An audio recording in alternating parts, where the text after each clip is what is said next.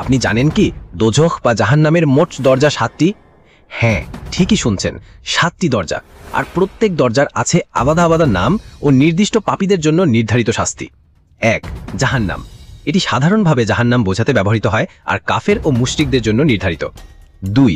লাজা, যারা আল্লাহ বিধান অমান্য করে এবং সম্পদের গর্বে অহংকারী হয়ে পড়ে। 3. হুতামা, যেসব ব্যক্তি পরনিন্দা করে, মানুষের সম্মান নষ্ট করে এবং সম্পদ গচ্ছিত রাখে। বন্ধুরা, আল্লাহ লেখা নামটি পছন্দ করে থাকলে চ্যানেলটি লাইক ও সাবস্ক্রাইব করে দিয়েন। অনেক কষ্ট করে ভিডিও বানাই, ভিডিওতে একটি লাইক ও কমেন্ট করে দিলে আরও নতুন ভিডিও বানাতে উৎসাহ পাই। 4. সাইর, যারা জ্ঞান না থাকা সত্ত্বেও আল্লাহর বিরুদ্ধে কথা বলে এবং অহংকার করে। 5. সাকার, যারা নামাজ পরিত্যাগ করে, দান খয়রাত করে না এবং ধর্মকে অবহেলা করে। 6. জাহিম, যারা সত্য অস্বীকার করে, অবাধ্য থাকে ও পাপাচারে লিপ্ত হয়। 7. হাউইয়া, সবচেয়ে ভয়ানক দরজা, মুনাফিক ও দ্বিমুখী লোকদের জন্য এটি নির্ধারিত।